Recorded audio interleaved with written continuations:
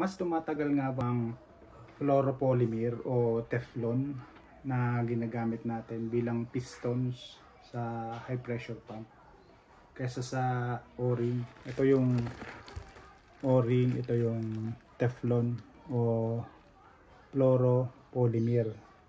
So ginagamit ito para sa mga high pressure. Common ito sa mga high pressure pump katulad nito. Ito gawan China to. Tapos meron akong luma.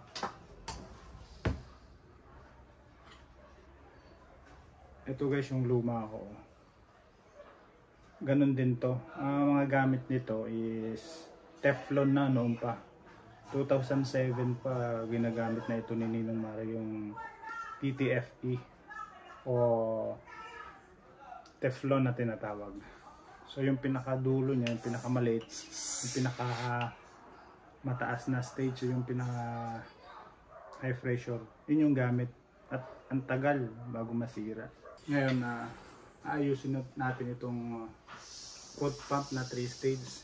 Actually ito ay isang PCP foot pump, so pansali ng PCP o pre-charge pneumatic na air gun. Ang problema nito, bumabalik. So malamang may sira yung piston nya saka yung O-ring kasi bumabalik tumitigas. So tingnan natin. Nga pala, ito kailangang i-upgrade yung piston nya kasi O-ring lang yung gamit niya O-ring lang siya na maliit. So ito yung nakalagay sa kanya talaga. Ito. So ang ipapalit natin ay Teflon o TFE. So ito, ganito. Mas tumatagal guys yung ganito na piston. Kasi meron akong foot pump na matagal na talaga. 2007 ko pa siya nabili. So ito siya. Ganito yung mga foot pump noon nung wala pang gumagawa sa China. So ang presyo nito noong 2007 na mga 9,500. Ang gumawa nito si Ninong Marimuli.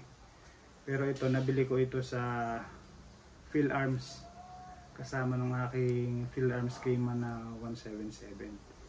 So simula 2007 guys hanggang mga 2023 ko ito ginagamit. Halos buong barangay ang gumagamit nito kasi wala pa nung China foot pump. So ang tagal ko nang ginagamit nito, matibay. Sa pagkakaalam ko, kopya ito sa sa Hill pump kasi wala pa nung China na foot pump.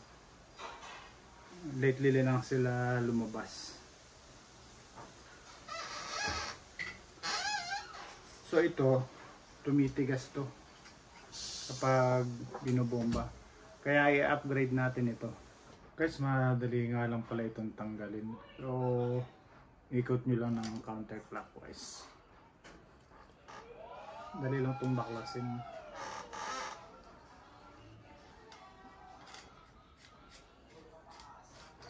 Yan, kapag katapos nyan, may sabat to upig. Pusukan nyo lang.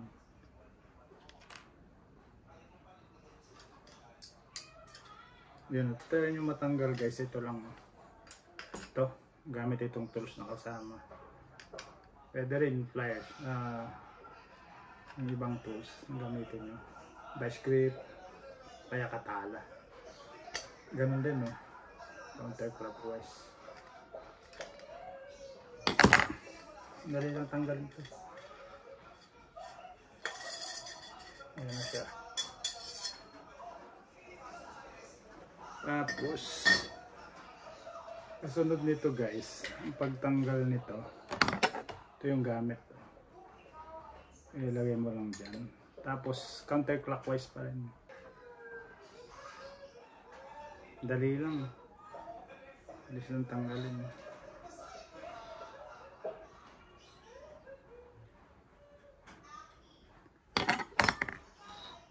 Ayan o.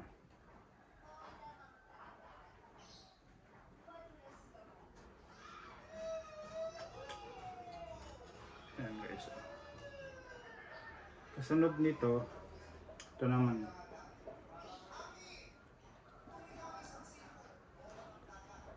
Kung yung sira sa ilalim, ito lang yung tatanggalin mo.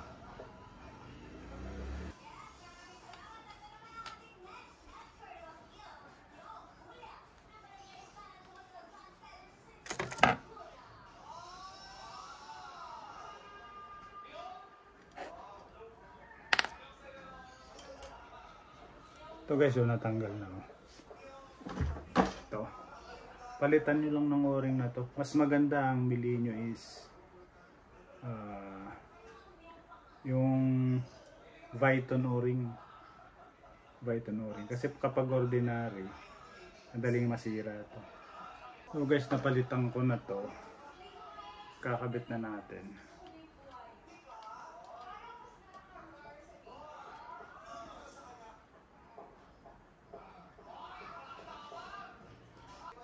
Ito lang yung madalas na sira, saka yung pinaka-piston niya.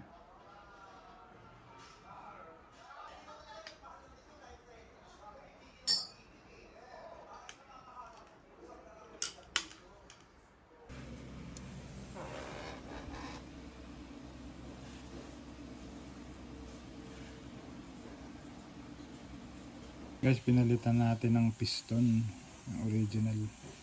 Nasisira kasi yung pinaka-piston nito. So tumitigas. So yung o-ring kasi nito napupudpod o nagagasgas. So pinalitan ko na siya.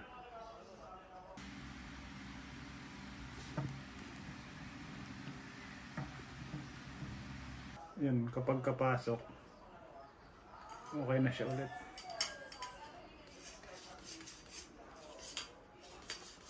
Mas maganda. Then babalik na lang natin to.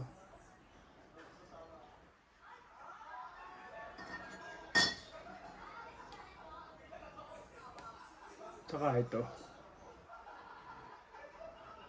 mas unahin ito. Kasi ito yung mas huling tinanggal natin kanina.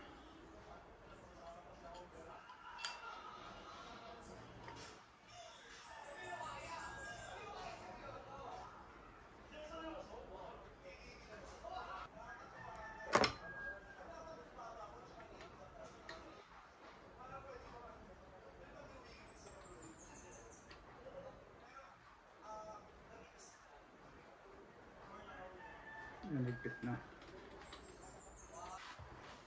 Ito.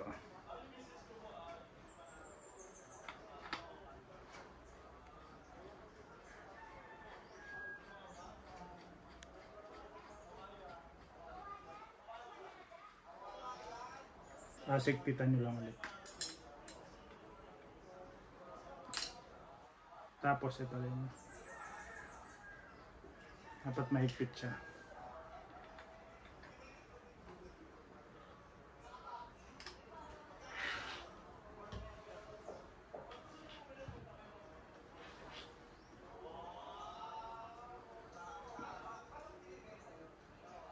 Tapos balik na ulit to, yung pinaka base niya.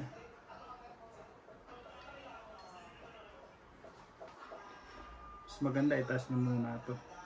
Kasi ipapasok nyo pa yung pin mamaya eh. Kasi ito suwabe lang to. So ito clockwise naman. Pagbalik. Sigpit ulit. Tapos, ito, balik nyo na ulit to. Ito yung pin niya.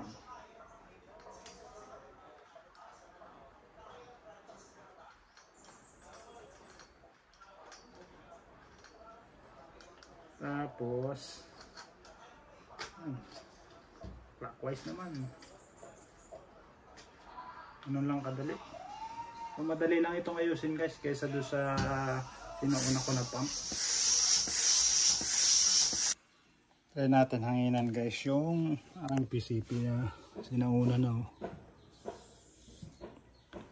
Fuel arms kay man.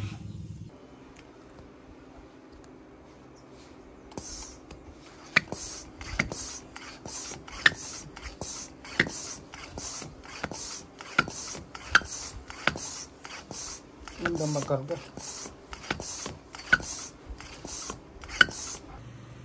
Kakarga na siya. Yes, hindi ko muna siya kakarga ng madami. Kasi hindi ko naman gagamitin eh. So pang stock lang.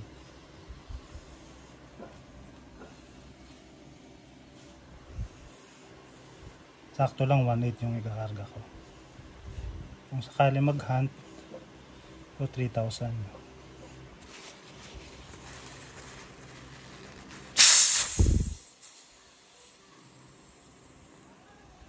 Ang maganda, effective yung Teflon na nilagay natin.